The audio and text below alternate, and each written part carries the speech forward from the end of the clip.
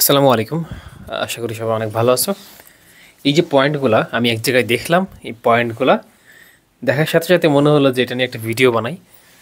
যারা second time দিচ্ছ এবং হতাশ হয়ে গেছো বা ডিপ্রেশনে চলে গেছো বা অনেক খারাপ লাগতেছে, কোনো মতে সিচুয়েশন মেনে নিতে পারতেছো না, সেকেন্ড টাইম জার্নিটা মনে হচ্ছে যে বন্ধু বান্ধব ফার্স্ট টাইমে চান্স পেয়ে গেলো, আমি পাইলাম না, এরকম অনেক চিন্তাভাবনা, নেগেটিভ চিন্তাভাবনা তোমার মাথায় হয়তো বা ঘুরপাক খাচ্ছে। এই সিচুয়েশনে এই পয়েন্টগুলো তুমি একটু দেখতে পারো। হ্যাঁ, এই সিচুয়েশনে এই পয়েন্টগুলোর দিকে তুমি একটু তাকাও যে তোমার আসলে করণীয়টা কি।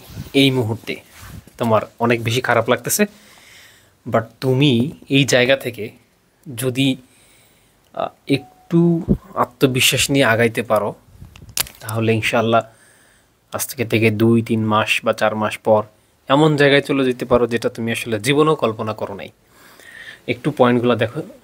Don't give up. তোমাকে প্রথমত গিভ আপ করা যাবে না। তোমার সিচুয়েশন যাই হোক, সিচুয়েশন খারাপ হোক বা ফ্যামিলিতে সমস্যা হোক, পার্সোনাল প্রবলেম হোক, ডোন্ট গিভ আপ। তুমি জাস্ট গিভ আপ করো না। আচ্ছা, এরপরে হচ্ছে try this time with discipline. এবার তুমি ডিসিপ্লিনটা কাজে লাগাও। ফার্স্ট টাইমে অগোছালো ছিলা, এবার ডিসিপ্লিনড হও। টাইম টু টাইম পড়া শেষ করো উইথ মোটিভেশন।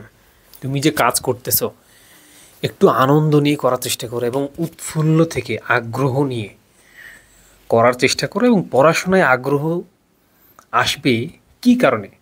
আসলে তুমি যে পড়াশোনা করবা বা হচ্ছে রেগুলার থাকবা, তার জন্য একটা মোটিভ কাজ করা লাগবে। হ্যাঁ, সেই মোটিভটা খোঁজো এবং সেই মোটিভটা নিয়ে সামনের দিকে আগাও। উইথ আল্লাহ, মানে আল্লাহ তোমার সাথে আছেন, এইটা তুমি মাথায় রাখো। জাস্ট এইটা তুমি মাথায় রাখো, পৃথিবীর কেউ তোমার সাথে না থাকলে আল্লাহ তাআলা আছেন। এরপরে উইথ নো এক্সকিউজ।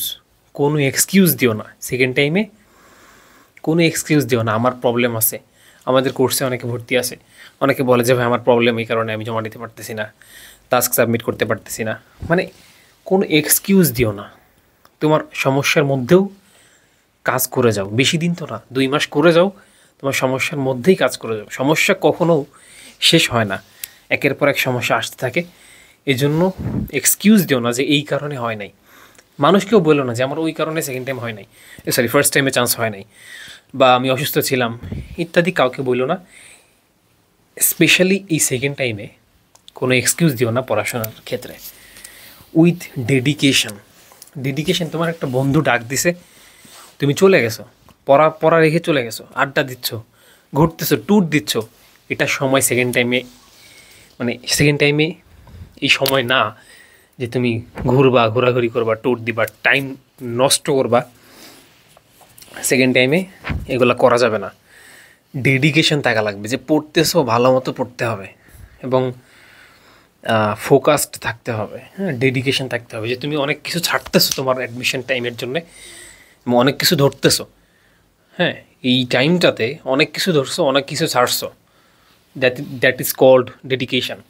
এরপরে উইথ ট্রাস্ট, তুমি নিজের উপরে বিলিফটা ধরে রাখো। দেখছো পয়েন্টগুলো কিন্তু অনেক ইম্পর্ট্যান্ট, এই জন্য আমি ভাবলাম যে এই পয়েন্টগুলো তোমাদের জানাই। এই ট্রাস্ট থাকাটা জরুরি। নিজের প্রতি একটু বিশ্বাস রাখো যে আমি ইনশাআল্লাহ পারবো। আমি নিজেই যখন আমি সেকেন্ড টাইম দিছিলাম তখন আমি নিজেকে বলতাম যে একজন সেকেন্ড টাইমার চান্স পাইলে ইনশাআল্লাহ আমি পাবো। মানে নিজের উপরে এই অ্যাটলিস্ট বিলিফটা থাকা জরুরি। তারপরে তুমি তুমি যখন বিলিভ করে ফেলছো যে তুমি ভালো কিছু করতে পারো, তারপর তোমার কাজ করার আগ্রহ আরও অনেক বেড়ে যাবে।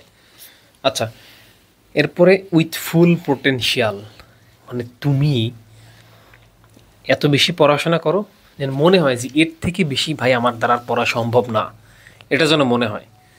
এটাই হচ্ছে তোমার ফুল পটেনশিয়াল। আর তোমার ভেতরে যে লুকায়িত মেধা আছে, ফুল পটেনশিয়াল দিয়ে কাজ করলে ওটা বের হয়ে যাবে। না হয় ওটা লুকায়িতই থাকবে। তুমি কি চাও যে সেটা লুকায়িত থাকুক? মানে তোমার ভেতরের সেরাটা বের করে নিয়ে আসো সেকেন্ড টাইমে। ফার্স্ট টাইমে সেটা বের হয়নি, তুমি নিজের দিকে তাকালেই বুঝতে পারবা। উইথ নলেজ, তোমার ব্রেইনটাকে খাটাও এবং নলেজ দিয়ে কাজ করো।